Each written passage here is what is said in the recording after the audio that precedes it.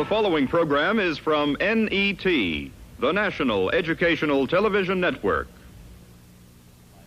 Debate. James Baldwin versus William Buckley. Subject. Has the American dream been achieved at the expense of the American Negro? This debate was held recently at the Cambridge Union, Cambridge University, England, and was recorded for use by NET. Well, here we are in the debating hall of the Cambridge Union. Hundreds of undergraduates and myself waiting for what could prove one of the most exciting debates in the whole 150 years of the Union history. I don't think I've ever seen the Union so well attended. There are undergraduates everywhere. They're on the benches, they're on the floor, they're in the galleries, and there are a lot more outside clamoring to get in.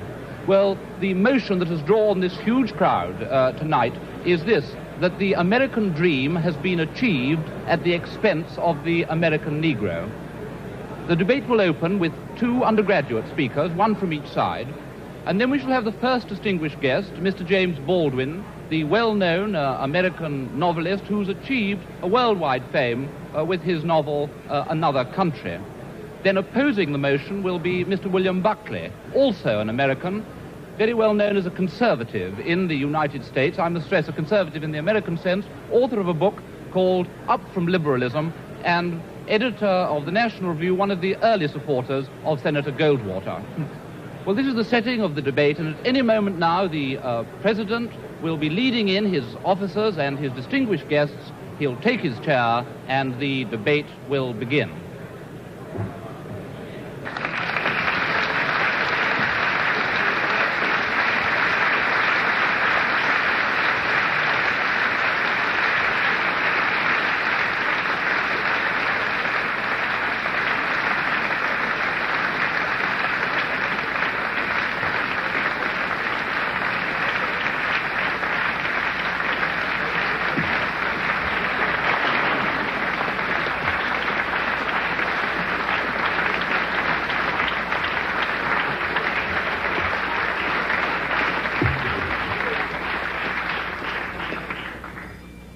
The motion before the House tonight is, the American dream is at the expense of the American Negro.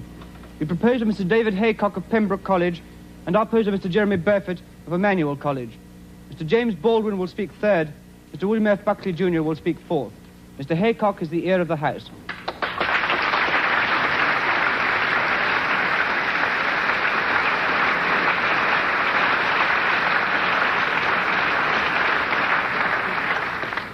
Mr. President, sir, it is the custom of the House for the first speaker in any debate to extend a formal welcome to any visitors to the House. I can honestly say, however, that it is a very great honor to be able to welcome to the House this evening Mr. William Buckley and Mr. James Baldwin. Mr. William Buckley has the reputation of possibly being the most articulate conservative in the United States of America. He was a graduate of Yale, and he first gained a reputation for himself by publishing a book entitled God and Man and Yale. Since then, he has devoted himself to the secular, and this has included Norman Mailer, Kenneth Tynan, Mary McCarthy, and Fidel Castro, none of whom have come out of their confrontations unscathed. At present, his principal occupation is editing a right-wing newspaper in the United States entitled The National Review. Mr. James Baldwin is hardly in need of introduction. His reputation, both as a novelist and as an advocate of civil rights, is international. His third novel, Another Country, has been published as a paperback in England today. Mr. Baldwin and Mr. Buckley are both very welcome to the House this evening.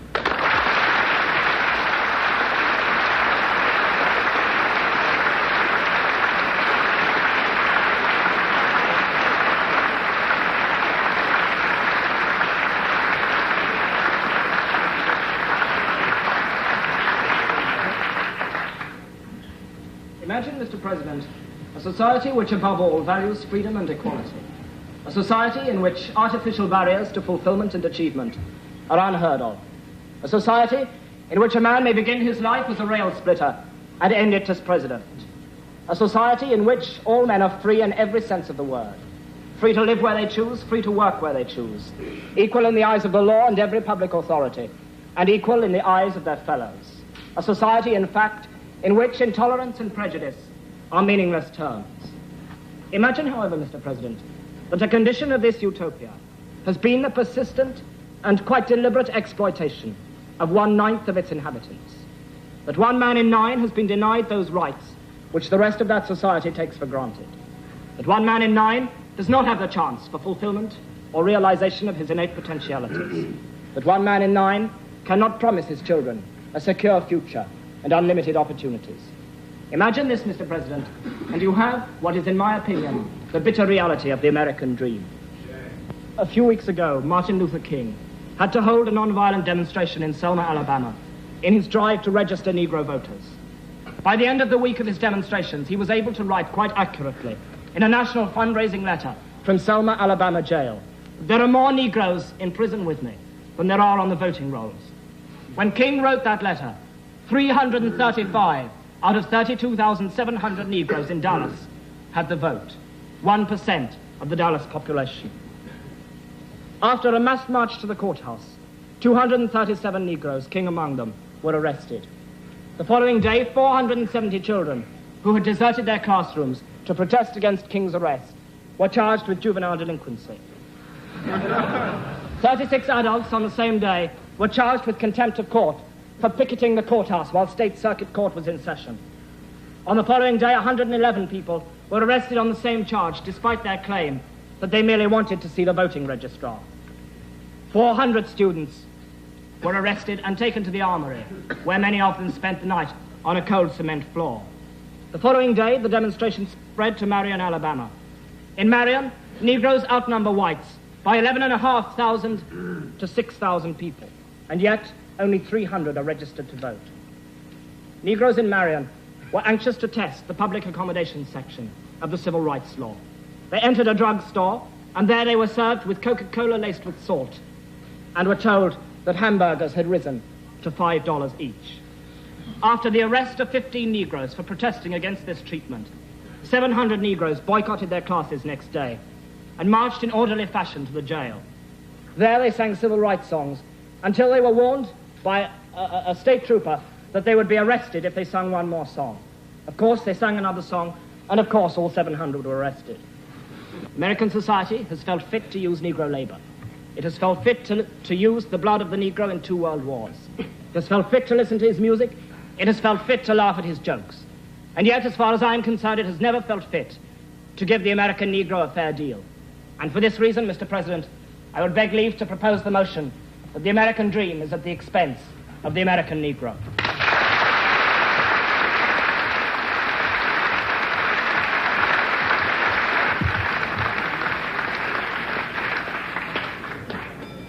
I now call Mr. Jeremy Burford of Emmanuel College to oppose the motion.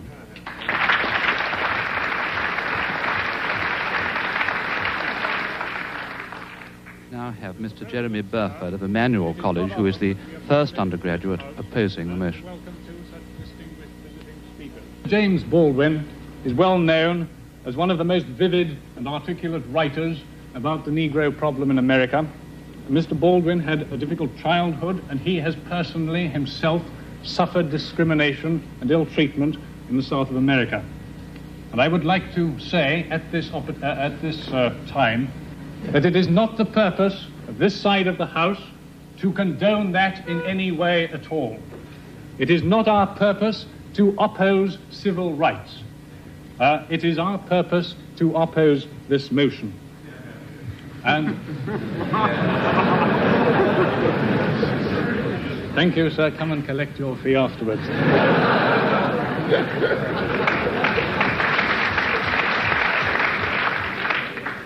This side of the House denies that the American dream has in any way been helped by this undoubted inequality and suffering of the Negro. We maintain that, in fact, it has hindered the American dream. And if there had been equality, if there had been true freedom of opportunity, the American dream would be very much more advanced than it is now.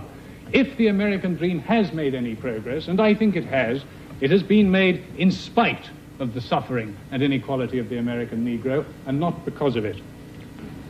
Now, it is also implied from this motion that the American dream is encouraging and worsening the suffering of the American Negro. This is emphatically not the case. The American dream, the American economic prosperity and respect for civil liberties, has been the main factor in bringing about the undoubted improvement in race relations in America in the last 20 years. And Professor Arnold Rose, who is the author of The Negro in America, which is perhaps the definitive work on the subject, who is also a contributor to what was called a freedom pamphlet, so I should imagine that if he has any bias at all, it is in favor of the Negro. He said that this improvement in race relations will be seen in years to come as remarkably quick. And he has put it down to three main causes: increased industrialization and technical advance, the increased social mobility of the American people, and the economic prosperity. And I would put it to this House that industrialization and economic prosperity are two of the main ingredients of the American dream. And at the same time, again, I do not want to say that the Negro in America is treated fairly, but at the same time, the average per capita income of Negroes in America is exactly the same as the average per capita income of people in Great Britain. Now, I found that absolutely amazing, and I understand that some of you do as well. So I have got the reference here from the United States News and World Report of July the 22nd, 1963, in which it points out, this will have to be the last interruption I take, as time is running short. Mr. President, on a point of information, is the Speaker talking of real income or money income? I'm talking of money. I'm talking of money income, and I would not wish to disguise that. I would also say that in terms of this, there are only 5 countries in the world where the income is higher than that of the American Negro, and they do not include countries like West Germany and France and Japan. Now, there are in America 35 Negro millionaires. There are Negro 6,000 doctors and so on. Now, I do not, by saying this, wish to emphasize that the Negro is fairly treated. I merely wish to try and convey a more realistic and objective account of the situation of the Negro.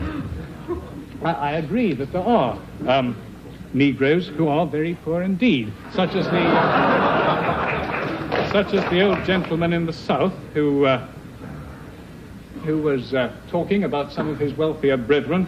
And he was saying, yes, some of these rich Negroes, they put on airs, they're like the bottom figure of a fraction. The bigger they try to be, the smaller they really are. I would repeat, Mr. President, sir, in the last minute I have, that this debate is not whether civil rights should be extended to American Negroes or not. If it were, it would be a very easy motion to argue for and a very easy motion to vote for. The debate tonight concerns whether the American dream is at the expense of the American Negro. That is, whether the American Negro has paid for the American dream with his suffering, or whether the American dream has furthered Negro inequality.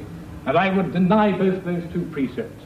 I would say that Negro inequality has hindered the American dream, and I would say that the American dream has been very important indeed in furthering civil rights and in furthering freedom for the American Negro. Mr. President, sir, I beg to oppose the motion.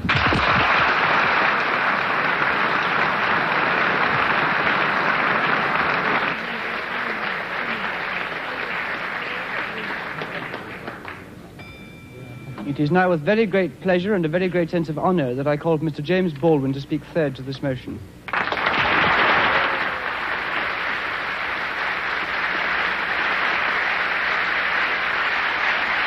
Now we have Mr. James Baldwin, the star of the evening, who has been sitting, listening attentively, getting a wonderful reception here in the Cambridge Union. Tremendous enthusiasm from all sides of the House for Mr. Baldwin, who has been listening to the arguments. Now will bring the voice of actual experience to the debate. Good evening. I find myself, not for the first time, in the position of a kind of Jeremiah. For example, I don't disagree with Mr. Burford that the inequality suffered by the American Negro population of the United States has hindered the American dream. Indeed, it has. I quarrel with some other things he has to say. The other deeper element of a certain awkwardness I feel, has to do with it has to do with one's point of view. I have to put it that way. One's sense, one's system of reality. It would seem to me that the proposition before the House, when I put it that way, is the American dream at the expense of the American Negro, or the American dream is at the expense of the American Negro, is a question hideously loaded, and that one's response to that question, or one's reaction to that question, has to depend on an effect on where you find yourself in the world, what your sense of reality is, what your system of reality is. That is, it depends on assumptions which we hold so deeply as to be scarcely aware of them. A white South African, or a Mississippi sharecropper, or a Mississippi sheriff, or a Frenchman driven out of Algeria, all have, at bottom, a system of reality which compels them to, for example, in the case of the French exile from Algeria, to defend French reasons for having ruled Algeria. The Mississippi or the Alabama sheriff, who really does believe when he's facing a Negro boy or girl that this woman, this man, this child must be insane to attack the system to which he owes his entire identity. Of course, for such a person, the proposition of which we're trying to discuss here tonight does not exist. And on the other hand, I have to speak as one of the people who've been most attacked by what we must now here call the Western or the European system of reality. What white people in the world, because the doctrine of white supremacy, I hate to say it here, comes from Europe. That's how it got to America. Beneath, then, whatever one's reaction to this proposition is, has to be the question of whether or not civilizations can be considered as such equal, or whether one civilization has the right to overtake and subjugate and, in fact, to destroy another. Now, what happens when that happens? Leaving aside all the physical facts which one can quote, leaving aside rape or murder, leaving aside the bloody catalog of oppression, which we are in one way too familiar with already, what this does to the subjugated, the most private, the most serious thing this does to the subjugated, is to destroy his sense of reality. It destroys, for example, his father's authority over him. His father can no longer tell him anything because the past has disappeared, and his father has no power in the world. This means, in the case of an American Negro, born in that glittering republic, and in the moment you are born, since you don't know any better, every stick and stone and every face is white, and since you have not yet seen a mirror, you suppose that you are too. It comes as a great shock around the age of 5 or 6 or 7 to discover that the flag to which you have pledged allegiance, along with everybody else, has not pledged allegiance to you. It comes as a great shock to discover that Gary Cooper killing off the Indians, when you were rooting for Gary Cooper, that the Indians were you. It comes as a great shock to discover that the country, which is your birthplace, and to which you owe your life and your identity, has not in its whole system of reality evolved any place for you. The disaffection, the demoralization, and the gap between one person and another, only on the basis of the color of their skins, begins there and accelerates throughout a whole lifetime, so that presently you realize you're 30 and are having a terrible time managing to trust your countrymen. By the time you are 30, you have been through a certain kind of mill. And the most serious effect of the mill you've been through is, again, not the catalog of disaster.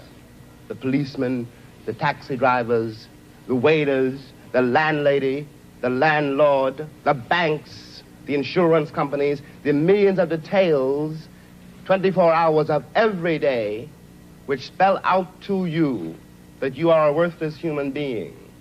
It is not that. It's by that time you've begun to see it happening in your daughter or your son or your niece or your nephew. You are 30 by now, and nothing you have done has helped you to escape the trap. But what is worse than that is that nothing you have done, and as far as you can tell, nothing you can do, will save your son or your daughter from meeting the same disaster and not impossibly coming to the same end. Now, we're speaking about expense. I suppose there are several ways to address oneself to some attempt to define what that word means here. Let me put it this way, that from a very literal point of view, the harbors and the ports and the railroads of the country,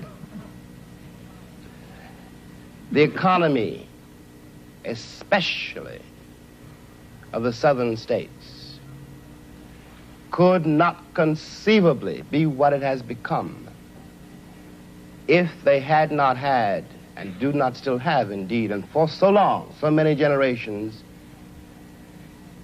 cheap labor. I am stating very seriously, and this is not an overstatement, that I picked the cotton, and I carried it to market, and I built the railroads under someone else's whip for nothing. For nothing.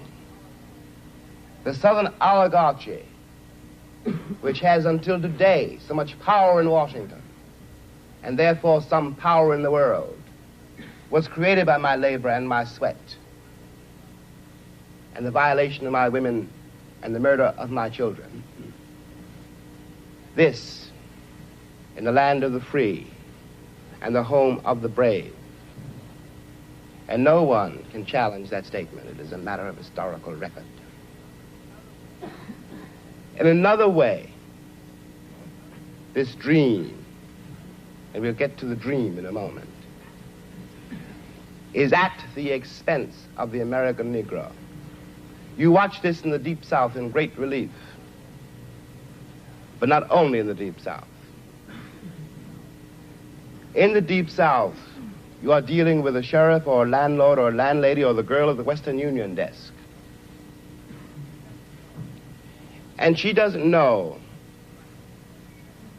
quite who she's dealing with, by which I mean that if you're not part of the town, and if you are a northern nigger, it shows in millions of ways. So she simply knows that it's an unknown quantity, and she wants to have nothing to do with it.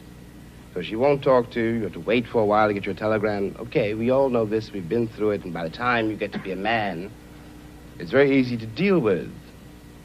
But what is happening in the poor woman, the poor man's mind, is this. They've been raised to believe, and by now they helplessly believe, that no matter how terrible their lives may be, and their lives have been quite terrible, and no matter how far they fall, no matter what disaster overtakes them, they have one enormous knowledge and consolation, which is like a heavenly revelation. At least they are not black. Now I suggest that of all the terrible things that can happen to a human being, that is one of the worst. I suggest that what has happened to white Southerners is in some ways, after all, much worse than what has happened to Negroes there. Because Sheriff Clark in Selma, Alabama, cannot be considered, no one can be dismissed as a total monster. I'm sure he loves his wife, his children. I'm sure that, he likes to get drunk. He's, after all, one's got to assume, and he is visibly a man like me. But he doesn't know what drives him to use the club, to menace with the gun, and to use the cattle prod. Something awful must have happened to a human being to be able to put a cattle prod against a woman's breast, for example. What happens to the woman is ghastly. What happens to the man who does it is in some ways much, much worse. This is being done, after all, not 100 years ago, but in 1965, in a country which is blessed with what we call prosperity, a word we won't examine too closely, with a certain kind of social coherence, which calls itself a civilized nation and which espouses the notion of the freedom of the world. And it is perfectly true from the point of view now simply of an American Negro. Any American Negro watching this, no matter where he is, from the vantage point of Harlem, which is another terrible place, has to say to himself, in spite of what the government says we can't do anything about it. But those are white people being murdered in Mississippi work farms, being carried off to jail. Those are white children running up and down the streets. The government would find some way of doing something about it. We have a civil rights bill now. We had an amendment, the 15th Amendment, nearly 100 years ago. I hate to sound again like an Old Testament prophet, but if the amendment was not honored then, I don't have any reason for believing the civil rights bill will be honored now. And after all, one's been there since before, a lot of other people got there. If one has got to prove one's title to the land, isn't 400 years enough? 400 years, at least 3 wars. The American soil is full of the corpses of my ancestors. Why is my freedom or my citizenship or my right to live there, how is it conceivably a question now? And I suggest further that in the same way, the moral life of Alabama sheriffs and poor Alabama ladies, white ladies, their moral lives have been destroyed by the plague called color, that the American sense of reality has been corrupted by it. At the risk of sounding excessive, what I always felt when I finally left the country, found myself abroad in other places, and watched Americans abroad. And these are my countrymen, and I do care about them. And even if I didn't, there is something between us. We have the same shorthand. I know, when I look at a girl or a boy from Tennessee, where they came from in Tennessee, and what that means. No Englishman knows that, no Frenchman, no one in the world knows that except another black man who comes from the same place. One watches these lonely people denying the only kin they have. We talk about integration in America as though it was some great new conundrum. The problem in America is that we've been integrated for a very long time. Put me next to any African, and you will see what I mean. And my grandmother was not a rapist. What we are not facing is the results of what we've done. What one begs the American people to do for all our sakes is simply to accept our history. I was there not only as a slave, but also as a concubine. One knows the power, after all, which can be used against another person if you've got absolute power over that person. It seemed to me when I watched Americans in Europe that what they didn't know about Europeans was what they didn't know about me. They weren't trying, for example, to be nasty to the French girl or rude to the French waiter. They didn't know they hurt their feelings. They didn't have any sense that this particular woman, this particular man, though they spoke another language and had different manners and ways, was a human being. And they walked over them with the same kind of bland ignorance, condescension, charming and cheerful, with which they'd always patted me on the head and called me shine, and were upset when I was upset. What is relevant about this is that whereas 40 years ago when I was born, the question of having to deal with what is unspoken by the subjugated, what is never said to the master, of having to deal with this reality was a very remote possibility. It was in no one's mind. When I was growing up, I was taught in American history books that Africa had no history, and neither did I. That I was a savage, about whom the less said the better, who had been saved by Europe and brought to America. And of course, I believed it. I didn't have much choice. Those are the only books there were. Everyone else seemed to agree. If you walk out of Harlem, ride out of Harlem, downtown, the world agrees. What you see is much bigger, cleaner, whiter, richer, safer than where you are. They collect the garbage. People obviously can pay their life insurance. The children look happy, safe. You're not. And you go back home. And it would seem then, of course, that it's an act of God, that this is true, that you belong where white people have put you. It is only since the Second World War that there's been a counter-image in the world. And that image not come about through any legislation on the part of any American government, but through the fact that Africa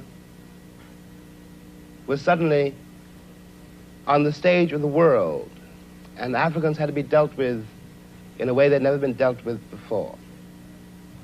This gave an American Negro for the first time a sense of himself beyond a savage or a clown.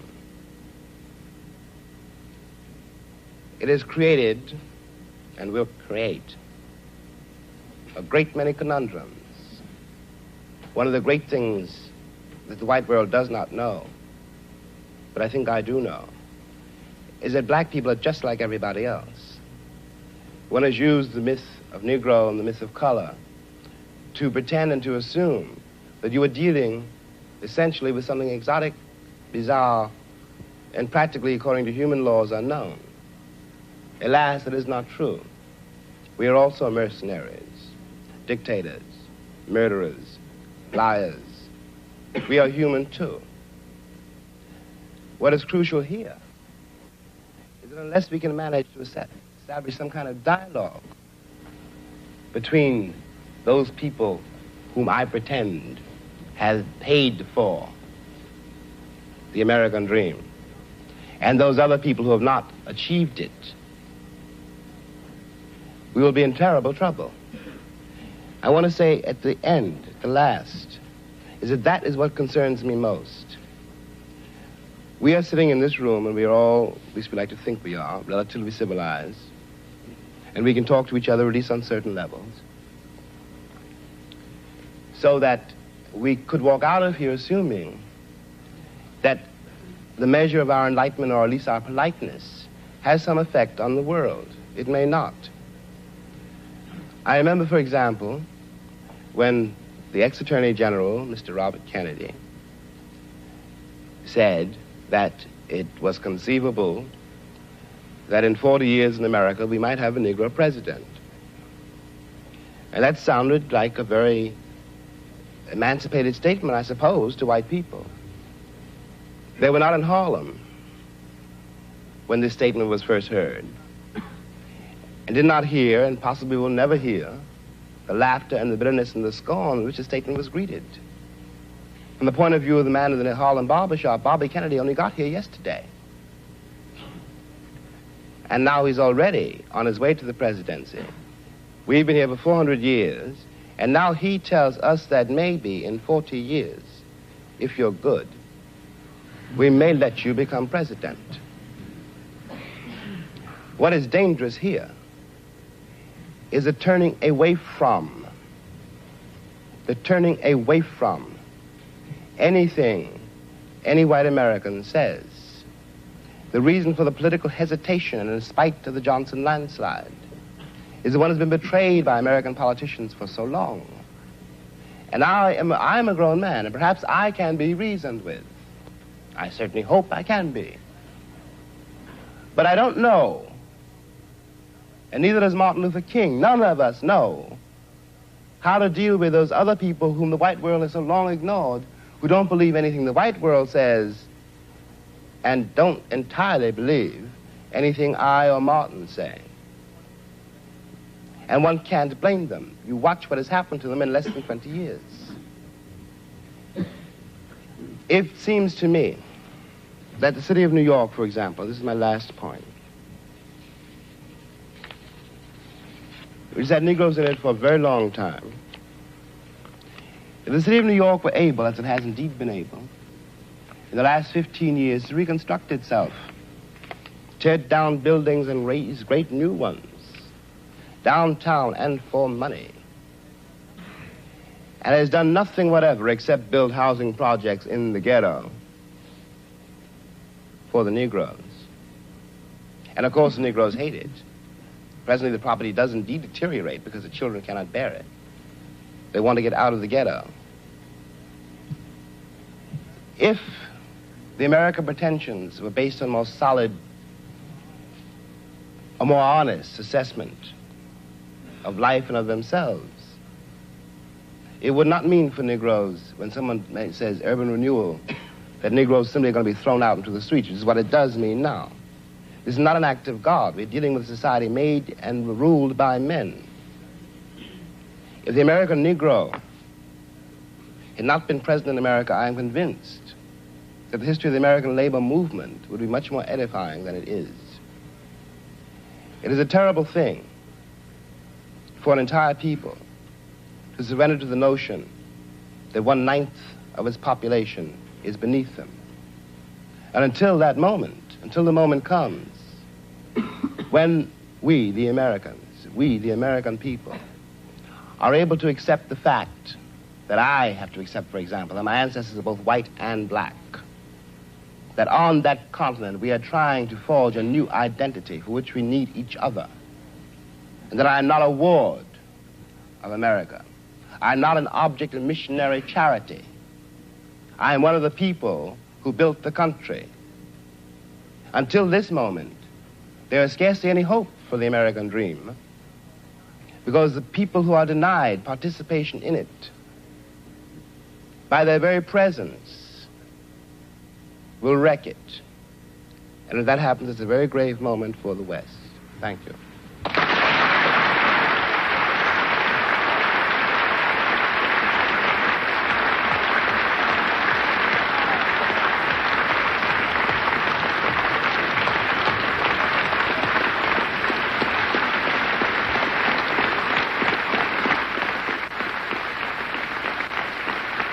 Tremendously moving moment now, the whole of the Union standing and applauding this magnificent speech of James Baldwin.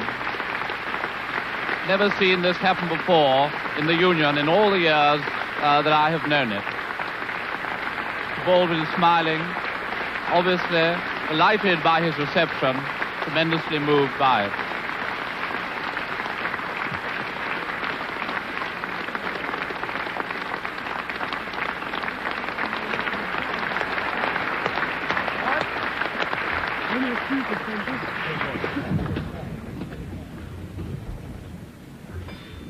I am now very grateful and very pleased to be able to call on Mr. William F. Buckley, Jr.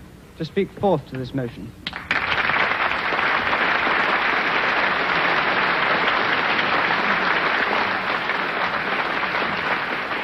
Now we have Mr. William Buckley, who will need all his skill to establish ascendancy over his audience, which has clearly been so deeply moved. Thank you, Mr. by the President. eloquence and Baldwin. personal experience of the preceding speaker. Take our Mr. Burford, gentlemen.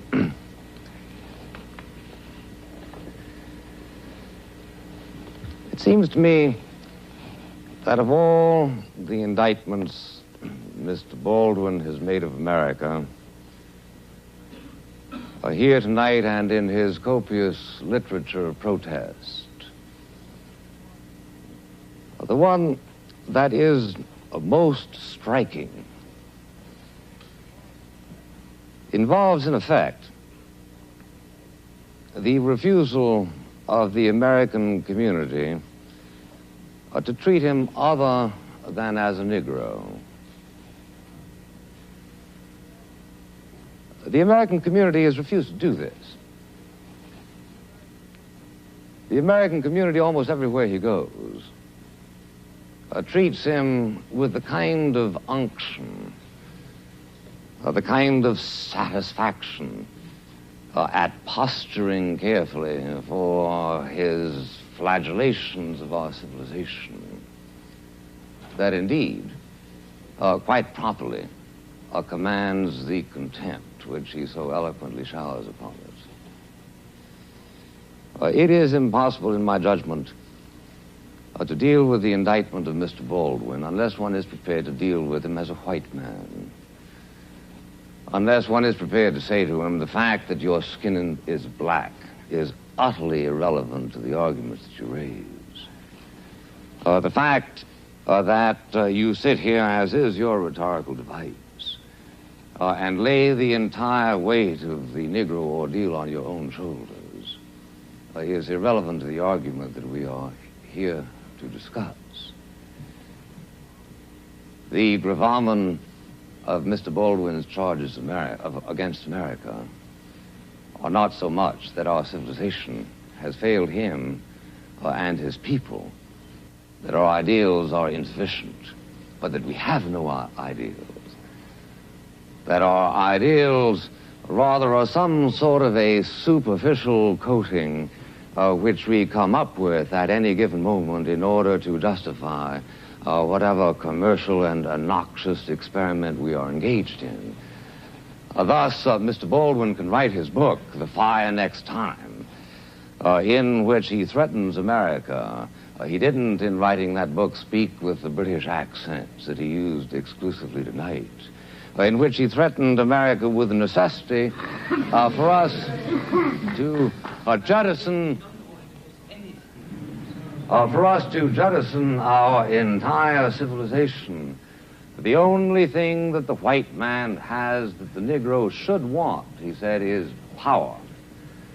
And he is treated from coast to coast in the United States with a kind of Buckley doesn't choose to give way. The interrupter must, and he has done. The interrupter now sat down. Goes beyond anything that was ever expected from the most servile Negro creature by a Southern family. I propose to pay him the honor this night of saying to him, Mr. Baldwin, I am going to speak to you without any reference whatever to those surrounding protections which you are used to in virtue of the fact that you are a Negro. And here we need to ask the question, what in fact shall we do about it, Mr. President? What shall we in America try to do, for instance, to eliminate those psychic humiliations which I join Mr. Baldwin in believing are the very worst aspects of this discrimination? You found it a source of considerable mirth to laugh away the statistics of my colleague, Mr. Burford. I don't think they are insignificant. They are certainly not insignificant in a world which attaches a considerable importance to material progress. It is, in fact, the case that 7/10 of the white income of the United States is equal to the income that is made by the average Negro. I don't think this is an irrelevant statistic, ladies and gentlemen. It takes a capitalization of $15,000, $16,000, $17,000 per job in the United States. This is a capitalization that was not created exclusively as a result of Negro travail.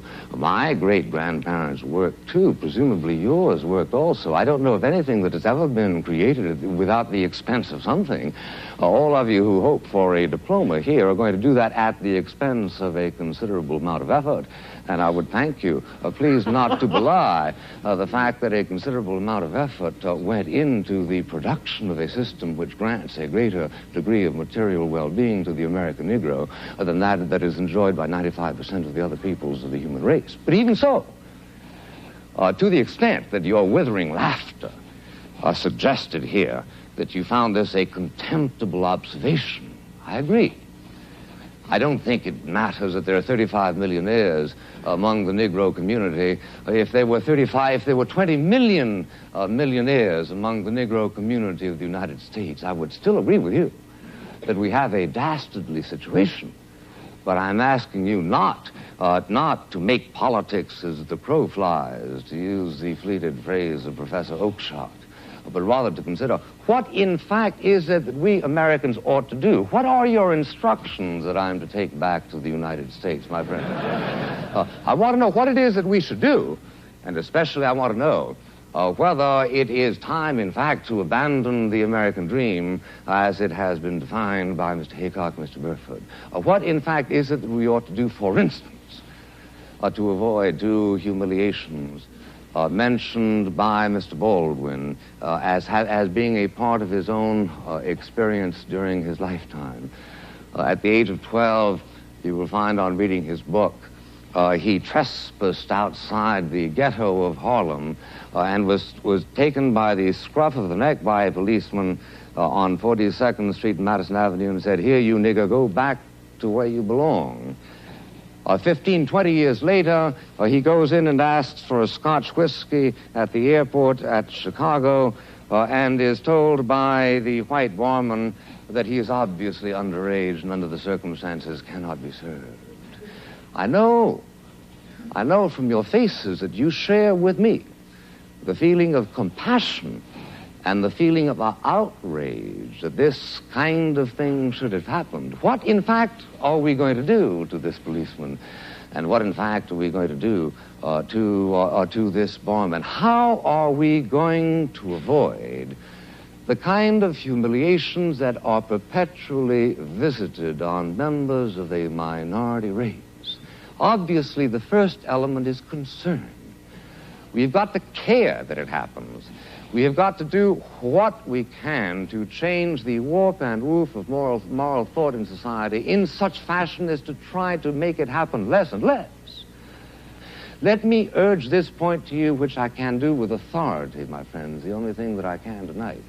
And that is to tell you that in the United States, there is a concern for the Negro problem. Now, if you get up to me and say...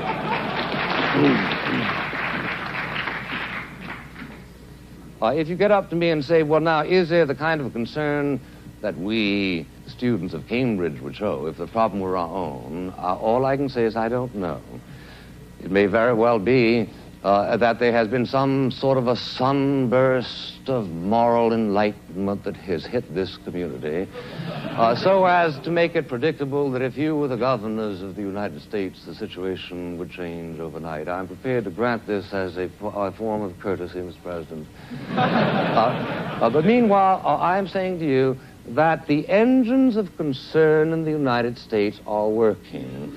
The presence of Mr. Baldwin here tonight is in part a reflection of that concern. You cannot go to a university in the United States, a university in the United States presumably also governed by the Lord Spiritual, as you are, in which Mr. Baldwin is not the toast of the town. You cannot go to a university of the United States in which practically all other problems of public policy are preempted by the primary policy of concern for the Negro.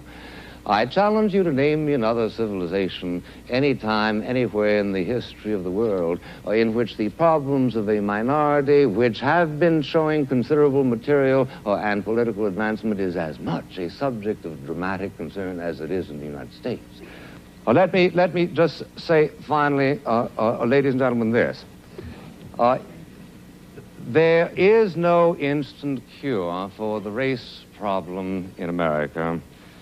And anybody who tells you that there is a charlatan and ultimately a boring man. Boring precisely because he is then speaking in the kind of abstractions that do not relate to the human experience. The trouble in America where the Negro community is concerned is a very complicated one. I urge those of you who have an actual rather than a purely ideologized interest in the problem to read the book Beyond the Melting Pot by Professor Glaser, also co-author of The Lonely Crowd, a prominent Jewish intellectual, who points to the fact that the situation in America where the Negroes are concerned is extremely complex as a result of an unfortunate conjunction of two factors. One is the dreadful efforts to perpetuate discrimination by many individual American citizens as a result of their lack of that final and ultimate concern which some people are truly trying to agitate. The other is as a result of the failure of the Negro community itself to make certain exertions which were made by other minority groups during the American experience. If you can stand a statistic not of my own making, let me give you one which Professor Glaser considers as relevant. He says, for instance, in 1900, there were 3,500 Negro doctors in America. In 1960, there were 3,900, an increase in 400. Is this because there were no opportunities, as has been suggested by Mr. Haycock and also by Mr. Baldwin implicitly? No, says Professor Glaser. There are a great many medical schools who are by no means practice discrimination, who are anxious to receive and to train Negro doctors. There are scholarships available to put them through, but in fact that particular energy, which he remarks was so noticeable in the Jewish community and to a certain and lesser extent in the Italian-Irish community, for some reason is not there. We should focus on the necessity to animate this particular energy, but he comes to the conclusion, which strikes me as plausible, that the people who can best do it, who can do it most effectively, are Negroes themselves. Let me conclude by reminding you, ladies and gentlemen, that where the Negro is concerned, the danger, as far as I can see at this moment, is that they will seek to reach out for some sort of radical solutions on the basis of which the true problem is obscured. They have done a great deal to focus on the fact of white discrimination against the Negroes. They have done a great deal to agitate a moral concern, but where, in fact, do they go now? They seem to be slipping, if you will read carefully, for instance, the words of Mr. Bayard Rustin, towards some sort of a Procrustean formulation which ends up less urging the advancement of the Negro than the regression of the white people. 14 times as many people in New York City born of Negroes are illegitimate as of whites. This is a problem. How shall we address it? By seeking out laws that encourage illegitimacy in white people? This, unfortunately, tends to be the rhetorical momentum that some of their arguments are taking. One thing you might do, Mr. Buckley, is let them vote in Mississippi. I agree. I agree.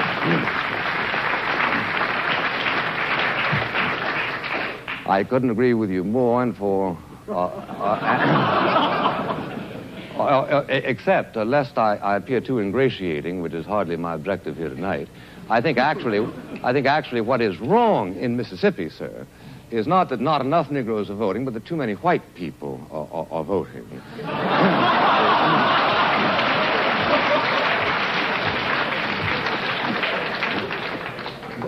Booker T. Washington said that the important thing where Negroes are concerned is not that they hold public office, but that they be prepared to hold public office. Not that they vote, but that they be prepared to vote. What are we going to do with the Negroes, having taught the Negroes in Mississippi to despise Barnett, Ross Barnett? Shall we then teach them to emulate their cousins in Harlem and adore Adam Clayton Powell, Jr.? It is much more complicated, sir, than simply the question of giving them the vote. If I were myself a constituent of the community of Mississippi at this moment, what I would do is vote to lift the standards of the vote so as to disqualify 65% of the white people who are presently voting. Not simply to give the... I say then that what we need is a considerable amount of frankness that acknowledges that there are two sets of difficulties. The difficulties of the white person who acts as white people and brown people and black people do all over the world to protect their own vested interests, who have, as all of the races in the entire world have, and suffer from a kind of a racial narcissism which tends always to convert every contingency into such a way as to maximize their own power. That, yes, we must do. But we must also reach through to the Negro people and tell them that their best chances are in a mobile society. And the most mobile society in the world today, my friends, is the United States of America. The most mobile society of the United States in the world is the United States of America, and it is precisely that mobility which will give opportunities to the Negroes which they must be encouraged to take.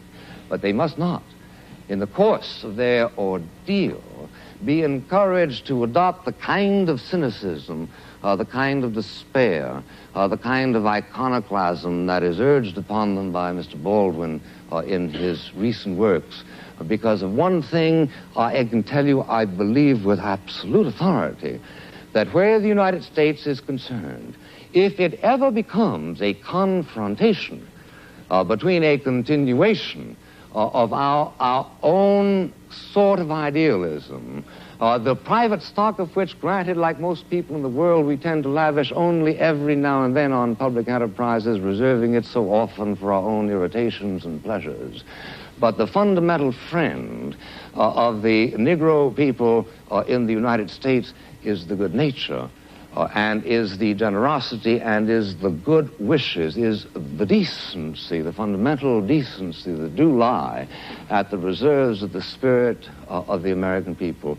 These must not be laughed at, and under no circumstances must they be laughed at, and under no circumstances must America be addressed and told that the only alternative to the status quo is to overthrow that civilization which we consider to be the faith of our fathers, the faith indeed of your fathers. This is what must animate whatever meliorism must come, because if it does finally come to a confrontation, a radical confrontation between giving up what we understand to be the best features of the American way of life, which at that level is indistinguishable so far as I can see from the European way of life, then we will fight the issue. And we will fight the issue not only in the Cambridge Union, but we will fight it as you were once recently called to do on beaches and on hills and on mountains and on landing grounds. And we will be convinced that just as you won the war against a particular threat to civilization, you were nevertheless waging a war in favor of and for the benefit of Germans, your own enemies, just as we are convinced that if it should ever come to that kind of a confrontation, our own determination to win the struggle will be a determination to wage a war not only for whites, but also for Negroes.